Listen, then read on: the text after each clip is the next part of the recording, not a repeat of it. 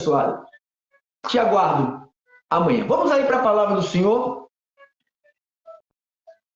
A Bíblia, ela é a nossa, vamos colocar assim, nossa luz que ilumina nossos caminhos, né? Sem ela, o que seríamos? O que seria de nós? Paulo disse que ela é uma palavra viva. A Bíblia é viva. Parece só... Aqui. Isso aqui é um livro só, pastor. Mas essas palavras estão aqui, ó. Jesus falou, as palavras que eu vos tenho dito. Jesus falou, as palavras que eu vos tenho dito são espírito e é vida. Então, a palavra da Bíblia não é só uma palavra, ela tem vida. Ela tem vida. Quando eu digo receba, você está recebendo vida. Vida. Não é uma vidinha para ir na esquina e voltar. É uma vida eterna. Fala, irmã Marilda. Entendeu? Então, vamos aí para a palavra do Senhor. Atos dos Apóstolos, capítulo 26. É um texto que eu estou amarrado nesse texto aqui. Essa explanação do apóstolo Paulo junto do rei Agripa, né? Paulo dando-lhes a ele o testemunho, né? Das coisas que Cristo falou para Paulo e Paulo testemunhando para o rei Agripa. Por que ele estava sendo preso, castigado, as pessoas queriam bater em Paulo. Paulo estava falando, por causa destas coisas aqui, ó rei, que eu vou narrar. Aí ele começa a narrar, capítulo 26, nós vamos ler aqui o versículo principal, que para mim é o principal, que é do tema, né? 19 e o versículo 20. Paulo disse assim, não pode, né, irmão? Vamos ler o 18. Para lhe abrires os olhos e os converteres das trevas para a luz, das potestades de Satanás para Deus, a fim de que recebam eles remissão de pecados e herança entre todos, entre os que são santificados pela fé em mim. Então, isso é Jesus falando ao apóstolo Paulo. Então, ele vai no versículo 19, ele diz, pelo que, ó rei Agripa, não fui desobediente à visão celestial. Ele disse, mas anunciei primeiramente aos de Damasco e em Jerusalém e por toda a região da Judéia e aos gentios, vírgula, que se arrependessem e se convertessem a Deus e praticando obras dignas de arrependimento. Aí ele termina e diz, por causa disto, alguns judeus me prenderam, estando eu no templo, e tentaram matar-me. Então o apóstolo Paulo aqui, ele chama... Primeiro ele diz que uma palavra específica para os gentis. Ele brada, Paulo fala assim, ó, e aos gentios que se arrependam e se convertam. Jesus falando para Paulo, você tem que falar para os gentios que eles têm que se arrependerem. Porque você sabe que no meio dos ministérios que pregam o evangelho da graça, vou fazer assim porque tem alguns que só dizem que pregam a graça, mas não a verdade, porque a verdade fora da graça, você sabe que vira libertinagem, né? Então, a verdade e a graça são dois que têm que andar juntos. Jesus falou que ele trouxe a graça e a verdade. Muitos só pregam a graça. O que a graça quer dizer? A bondade de Deus, facilitação para que eu ande do jeito que eu quiser e fazer as coisas que eu quero, porque eu estou na graça, mas esquece que as verdades de Deus, elas trazem disciplinas, elas trazem correções e elas trazem proibições que aqui, aqueles que só pregam a graça, dizem que aqui não tem proibições, né? Aqui não tem proibição. Paulo diz assim, tudo me é lícito, mas nem tudo me convém. Então tem proibições. Tudo me é lícito, mas eu não me deixarei envolver, ser dominado, porque ele sabe que tem proibições, que tem disciplina, que tem correção, que tem açoite. Se tem disciplina, correção e açoite, porque houve uma proibição. A coisa que muitos não ensinam, porque acham que tem que abrir uma porta bem larga para entrar todos, né? Abre uma porta bem larga e a porta não é larga. A gente já sabe que a porta é estreita. O caminho é apertado. O próprio Cristo falou, a porta é estreita, o caminho é apertado. Ele falou, e são poucos que acertam por esse caminho. Então vamos lá, vamos pensar aqui nesses 15 minutos, tá? Vou passar um pouquinho hoje. Hoje eu vou passar um pouquinho. Vamos pensar aqui com esses 15 minutos. Que é o arrependimento. O nosso tema é só o verdadeiro arrependimento gera mudanças. Porque existe um arrependimento falso? Você pode perguntar, né, para mim. E eu escrevi aqui, existe um arrependimento falso? O que alguém pode dizer? Existe ou não existe? Então, o que é um arrependimento falso?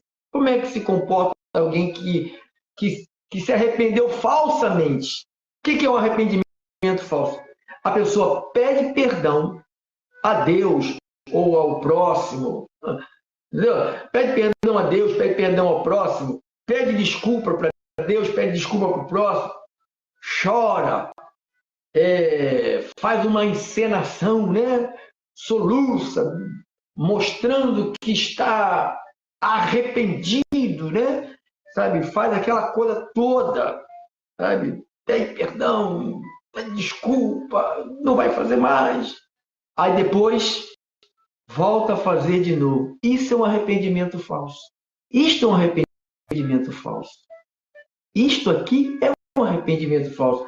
Pessoas que dizem, perdão, me perdoa, eu errei, chora, sabe? Faz aquele show, aquela interpretação, né? A gente não pode ser um cristão para ficar interpretando, isso é muita crueldade, né? A gente não pode fazer isso, porque a gente estamos nus diante de Deus. Na graça não cabe falsidade. Na graça não cabe duas caras. Na graça não cabe com o rosto desvendado. É com o rosto desvendado, não é com venda, é desvendado. Então, isto é um exemplo de arrependimento falso. Eu pus na mensagem, só o verdadeiro arrependimento que gera a mudança. E o que é o verdadeiro arrependimento? Poderia usar aqui o homem que a gente sempre usa, o apóstolo Paulo, de como ele era e como ele terminou a sua vida, né? A atitude de Paulo, sabe, o mau caratismo de Paulo, sabe, a falta de perdão do apóstolo Paulo, a crueldade de Paulo, diz que Paulo era um cara muito bravo, muito cruel, muito, sabe, vingativo, muito mau, mas diz que ele se arrependeu. Diz que isto aconteceu no caminho de Damasco, lá no capítulo 9 de Atos, aquela luz, aquela voz, ele falou, quem és tu, Senhor? Então ele reconheceu que ali tinha um Senhor falando com ele. Então ali começou a voz de Deus chamando o apóstolo Paulo. Ali só foi uma voz. Depois vai lá e Ananias chega até ele, onde ele está, Deus fala com Ananias, para Ananias chegar até Paulo e orar pelo apóstolo Paulo, que ele fica cego, e ele volta a enxergar, e recebe o Espírito Santo, é batizado, aí começa a obra do arrependimento. Então, aquilo tudo, ao ponto que ele disse, aquilo que eu considerava como sendo luxo, aquilo que eu considerava sendo valioso para mim, ele falou, é lixo. O que era luxo, eu considero como lixo. Não mais vivo eu. Então, ele anulou totalmente a sua vida. Então, ele não quis mais aquela vida, porque o arrependimento é uma mudança, é mudar de opinião, é mudar de comportamento, é mudar de direção. Arrependimento é metanoia. Metanoia. É uma transformação profunda. É algo que é uma obra causada pelo Espírito, não é aquele negócio, me perdoa, sabe, aquela coisa, me perdoa, chora, sabe, cai lá, puxa o cabelo para cima, e se joga no chão, faz aquela cena, finge que desmaia, finge que está morrendo, finge, sabe, aquela... causa um desespero. Isto não é arrependimento. Isto não se querem pregar mais isso nas igrejas. Hoje é motivação, hoje é cura divina, hoje é profecias, hoje é mensagem de prosperidade, hoje é correntes para tudo, é campanha para tudo, casa própria, para casamento. As pessoas estão envolvidas com as coisas terrenas de uma tal forma, sabe? A igreja de Cristo está dominada pelo mundo. O mundo garrou a igreja de Cristo. A igreja de Cristo está no tipo, como diz meu cunhado, ele está numa teia, sabe? Está numa teia, a igreja está numa teia. E para tirar essa igreja dessa teia, precisa de muita palavra, muita palavra. Então, o apóstolo Paulo conta essa história para o rei e depois ele diz que aos gentis que se arrependesse. Por que o arrependimento ele gera mudança? Mudanças.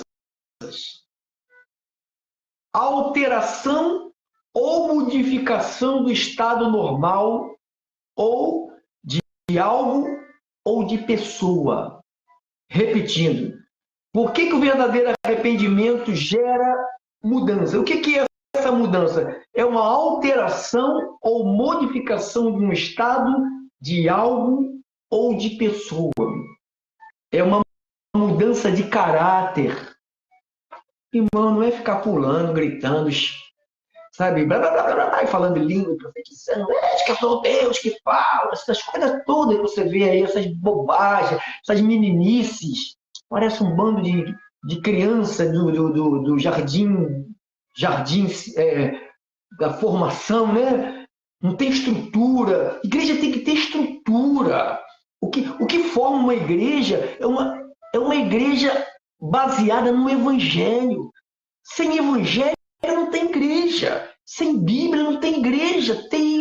Tem grupos de gente enganando gente, tirando dinheiro de gente, cobrando dízimo de gente, e cobrando campanha, e fazendo festa genuína, sabe? E barraquinhas para cá, e vende aqui, tudo vende só para vender, para ganhar dinheiro. Para ganhar dinheiro, a igreja virou isto. Então, para que eu vou pregar que eu tenho que ter uma mudança de vida, que eu tenho que me arrepender, que eu não posso mais ser um homem atrapalhado? Para a tua vida, sabe aquela palavra que o Isaías falou lá para Ezequias? Prepara a tua vida, prepara a tua vida, prepara. Quando é que você vai parar para olhar para o espelho e falar assim, caraca, olha que já estou velho, olha, já estou com essa idade, cara, minha vida não muda, nenhuma coisa. O que está acontecendo? Deus morreu? A palavra de Deus é fraca? Ela não funciona? Então, quando a gente começa a olhar no espelho, começa a procurar os defeitos em Deus, os defeitos na palavra, é isso que as pessoas fazem. Para evitar o confronto de uma alteração, porque arrependimento é alteração. Irmãos, pastor, então o senhor está pregando que a gente vamos ser agora um santinho, nunca mais ninguém vai errar. Não estou pregando nada disso. Eu erro todos os dias, mas eu luto para não errar. Mas eu erro todos os dias. Todos os dias. Não tem um dia, pastor, não tem um dia que o senhor não erra, não. O senhor não erra por palavra, eu erro por pensamento, por negligência, eu erro por ação, por não agir, eu erro por dever fazer e não fiz, por pensar, por sonhar, por deixar de fazer o que tem que ser feito. Então, tudo isso são erros. Errar é mudar é errar o alvo. Eu erro o alvo sempre. Eu não estou pregando uma mensagem que o pastor é o santarrão, como a maioria dos líderes são todos santarrões, e a igreja é podre, a igreja é fraca, a igreja é nojenta, que precisa deles, que a igreja precisa da mão dele, do óleo dele, do sal grosso dele, precisa da oração dele, precisa dele. A igreja não precisa de oração do pastor, não precisa da mão do pastor, não precisa nada disso. A igreja precisa do evangelho de Deus e do Espírito Santo. Se Deus usa o pastor, um pastor usado por Deus, irmãos, já é bom demais. Porque outrora, eu, Pedro Inácio, eu era um instrumento do diabo. Olha o que Paulo disse aqui, ó. Aqui, ó. Atos 26, 18. Para lhe abrir os olhos, ó, pregação, a pregação tem que abrir olhos. Como que você escuta uma pregação e não muda? Como que alguém se diz que é de Deus? Ah, estou na graça. A graça não é passaporte para viver no erro, não. Paulo falou aos Romanos, só porque estamos na graça, vamos continuar em pecado? Paulo falou, de modo nenhum. Ele pergunta e ele mesmo responde, de modo nenhum. De modo nenhum. De modo nenhum. Não tem, a carne é fraca, não tem nada de carne é fraca. Tem a safadeza. Tem a safadeza apoiada numa palavra que Jesus não disse. Ah, você está salvo, faz o que você quiser. Irmão, se não tem arrependimento, não tem salvação, não. Você não é, mas pastor, ninguém não é salvo pelo arrependimento. Nós somos salvos pela graça. A graça em nós, ela gera o arrependimento em nós. Eu sou salvo pela graça, mas não quer dizer que eu vou ficar a minha vida inteira fazendo o que a minha carne quer. Não pode. Isto não procede de Deus. Isto não está alinhado com o céu. Olha o que ele está dizendo aqui. Olha como é que era a minha vida. Para lhe abrir os olhos, Deus abriu os meus olhos e os converteres das trevas para a luz. Eu vivia nas trevas. E da potestade de Satanás. Então, o que me dominava eram as potestades é os poderes de Satanás que dominavam a minha vida. Dominava de A a Z. Agora ele fala, para Deus, a fim de que receba ele remissão. Então ele está falando que ele está tirando a gente de olhos, ó, abrir os olhos bem abertos. Não é essa botuca aqui não, abençoado. Eu posso andar assim, ó, os olhão. Eu posso andar assim, não quer dizer que eu estou com os olhos abertos. Não é esse olho, é aquele que o apóstolo Paulo orou pela igreja de Éfeso. Olha aqui, ó. É esse olhos aqui que Paulo orou pela igreja de Éfeso. Capítulo 1, verso 18. Iluminados os olhos do vosso coração. Então, essa aqui era uma oração que Paulo fez. Até um irmão, eu falei com o irmão, irmão, você tem que escutar com os ouvidos. Aí ele falou, eu só tenho um ouvido, né? 2 ouvidos. Ou seja, ele não sabe que ele tem 2 orelhas, mas ele tem ouvidos espirituais e ouvidos carnais. Então, a gente escuta, tem que escutar com os ouvidos espirituais. E não é qualquer um que escuta com os ouvidos espirituais, porque quem escuta com os ouvidos carnais só entende carnalidade. Você acaba de pregar uma mensagem, a pessoa vem com uma pergunta, vem com uma contradição, totalmente dizendo que eu disse, que eu não disse. Então você vê que a pessoa ouviu com os ouvidos que não são espirituais. Elas ouviram com o ouvido carnal. Poxa, eu estou diante do meu professor, falando na escola. Não me chame de professor, que eu não sou mestre de ninguém. Mestre é o Senhor. Quero aprender a matéria, então eu fico olhando para ele, prestando atenção no meu professor. E está ali me instruindo. Então, volte para cá para a gente terminar. Tá bom demais, né? Diz aqui, aí Paulo diz aqui no versículo 20, ele diz, mas anunciei primeiramente aos de Damasco, em Jerusalém, por todas as regiões da Judéia, Anunciei o quê? Que para que os gentios se arrependessem. Paulo falou, eu anuncio para que os gentios se arrependessem. Como é que viviam os gentios? Vivia na idolatria. Aqui, ó, olha como é que vivia os gentios. Ó. Aqui, ó. 1 de Coríntios 6. Aqui, ó. 1 de Coríntios 6, ó. Vivíamos assim. Ou não sabeis, 6, 9. Ou não sabeis que os injustos herdarão o reino de Deus? Não vos enganeis, nem impuro, nem idólatra, nem adúltero, nem feminados, nem sodomita, nem ladrões, avarentos, bêbados, maldizentes, herdarão o reino de Deus. Assim viviam os gentis. Assim viviam os desgarrados, as ovelhinhas desgarradas. Aí Paulo diz assim, tais fostes alguns de vós. Ele fala, fostes, passado. Como que ele diz que esta vida minha é velha e eu quero trazê-la para hoje? Como é que eu posso puxar o Pedro Inácio maconheiro, o Pedro Inácio drogado, o Pedro Inácio ladrão, o Pedro Inácio mentiroso, o Pedro Inácio do demônio, sabe, maligno, sabe, cheio de coisas ruins, cheio de comportamento que se olhar e falar, esse cara é possuído. E era mesmo. E era mesmo. Era, como diz Paulo, era as potestades de Satanás. Atos 26, 18. Para lhe abrir os olhos e converteres das trevas para a luz e das potestades de Satanás para Deus. Então é o Espírito Santo junto com a palavra que faz esse trabalho de mutação, transformação, metanoia, sabe? Nós estamos passando por uma mudança total. Nós somos uma pedra, éramos uma pedra bruta, que você olha, só tem aquela casca grossa, aquela coisa horrorosa, vai sendo lapidada,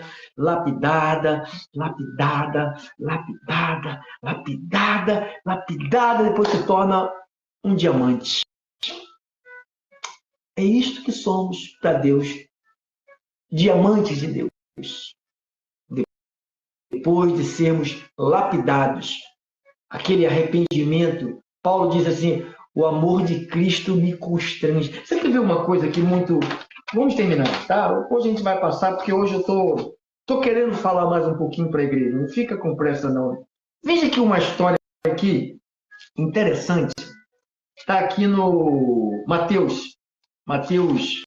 Corre não, já vou acabar. Mateus 26, 69. Mateus 26, 69. Olha só. Olha o que ele diz. 69. Até o 75. Ora, estava Pedro assentado fora do pátio, aproximando-se uma criada, e lhe disse, também tu estavas com Jesus, o Galileu. E ele, porém, negou. Olha, Pedro, o apóstolo, aquele que andou nas águas, é ele mesmo. Aquele que Jesus falou com ele, pareceu para ele, é ele mesmo. Aquele que curou paralíticos, cegos, esse aqui. Aquele que disse, eu nunca vou te negar, é esse aqui. Então diz que no versículo 70, e porém o negou diante de todos, dizendo, não sei o que dizes. 71 versículo. E saindo para o alpendre, foi ele visto por outra criada, a qual disse aos que ali estavam, este também estava com Jesus de Nazareno. Versículo 72.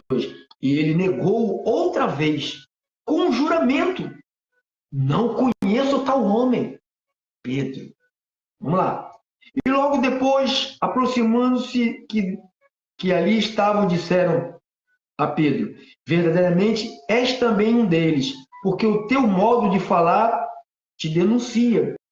Então, começou ele a praguejar. Pedro começou a praguejar e a jurar, não conheço este homem. Imediatamente o galo cantou. Aquilo que Jesus falou que o galo ia cantar, antes que o galo cantasse, ele negaria 3 vezes. Ele falou, nunca te negarei. Ele falou, vamos ver.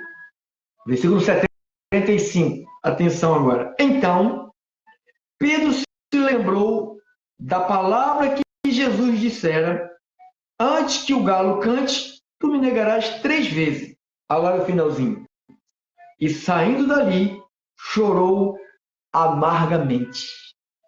Este aqui chorou de arrependimento e se arrependeu de verdade.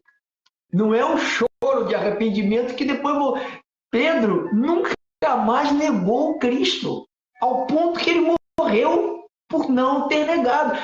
Ele recebeu 2 opções: nega a fé, vive, ou não nega a fé, ou morre. Algumas vezes ele falou: cara, o que importa é agradar a Deus, não aos homens. E foi lá e continuou pregando. Então, você vê que Pedro se arrependeu de ter sido... O que Pedro foi ali, pastor? Ele foi um covarde, ele foi um fraco, ele foi um medroso, ele foi um sem palavra, porque ele falou: nunca vou te negar. Então ele foi um sem palavra, ele foi um nervoso, ele era um nervoso, ele era um sanguíneo, ele era um língua solta, ele se irritava fácil. Aí depois houve o arrependimento. O arrependimento, você vê aqui, saindo dali, ele saiu dali e diz que ele chorou, passou o dia, noite chorando. Não é chorando de remorso, chorando e falou: por que eu neguei meu mestre? Nunca mais, eu vou morrer, mas eu nunca mais vou negar, eu vou morrer. E ele morreu. A gente tem que ser assim. Arrependimento é isso. Sabe, eu me arrependi de ter falado essas palavras duras com meu marido. Eu me arrependi de ter falado essas palavras duras com a minha esposa, com minha mãe, com meus pais, com meus filhos. Eu me arrependo, sabe? E o arrependimento é mudar, não fazer mais, é parar com isto. Isto não é um arrependimento. Não, a gente tem que parar de brincar. Nós não estamos mais com tempo, irmãos, de ficar brincando, irmãos. Os dias se aproximam. Jesus está nas portas. Jesus está às portas. Logo, logo, uns vão ressuscitar para a vida eterna. Outros vão ressuscitar para a condenação eterna. Morte eterna. Acabou. E para aqueles que esperam vida eterna. Para quem? Aqueles que foram tirados das potestades de Satanás, que se arrependeram de verdade. Você vê lá o Ananias e Safira, né? Pedro dando uma oportunidade para Ananias se arrepender da mentira, não se arrependeu. Dá oportunidade para Safira se arrepender da mentira, não se... Então há pessoas que não se arrependem. Isso não é obra. Arrependimento não é do estudioso, não é do que você fez faculdade, que você fez língua, doutorado, você é o maior PhD de Bíblia, você já leu a Bíblia 1 milhão de vezes. Infelizmente, vou te dizer uma coisa muito feia, mas é verdade. A maioria dos que leram a Bíblia toda, 10, 20, 30 vezes, são os que mais fingem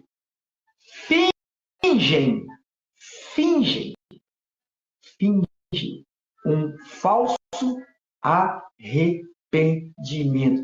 Como que eu sei que eu me arrependi, pastor? Aquela palavra que Jesus falou para a mulher adúltera e para aquele paralítico lá do tanque de Betesda. Vai, você está curado e não peques mais. Vai, ninguém te condena. Eu também não te condeno, mas não peques mais. Vamos, de fato, irmãos, nos arrepender das obras malignas das trevas, as quais nós temos deixado isto tomar conta das nossas vidas. Amém? Assim seja, assim diz o Espírito do Senhor. Desculpa aí que eu passei um pouquinho. Tenhamos todos aí uma noite abençoada, anjo de Deus com a igreja de Deus, porque é isto que está escrito, tanto no Antigo Testamento como no Novo Testamento, no Novo, Antigo, dizendo que aos seus anjos deu a ordem a teu respeito, para que te guardem todos os teus caminhos. Não são todos eles espíritos ministradores, Paulo fala aos Hebreus, enviados para ministrar os que vão herdar a vida eterna? Somos nós. Então, abençoado, Davizinho disse lá no Salmo 34, 37, 34, 37, não me falha a memória, né? Diz que o anjo do Senhor acampa ao redor daqueles que o temem. Quem é que teme a Deus? Quem se arrependeu das suas más condutas. Assim seja.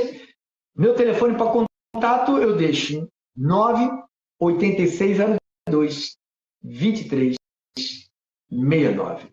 9, o Rio de Janeiro, que é o 21, é o 98602 2369. 8602 2369. 9 na frente, 98602 2369. Você pode falar comigo no meu WhatsApp, está livre, pode se comunicar comigo, conversar, trocar uma ideia. Estamos aí, tá? 98602-2369. Saúde, paz para todos nós, em nome de Jesus. Temos todos uma noite de paz, uma noite de paz, uma noite de paz, uma noite de paz. Tchau, tchau, tchau. Família Restituição, beijo para todos. Minha mãezinha querida, para todos. Tchau, tchau, tchau. Tchau.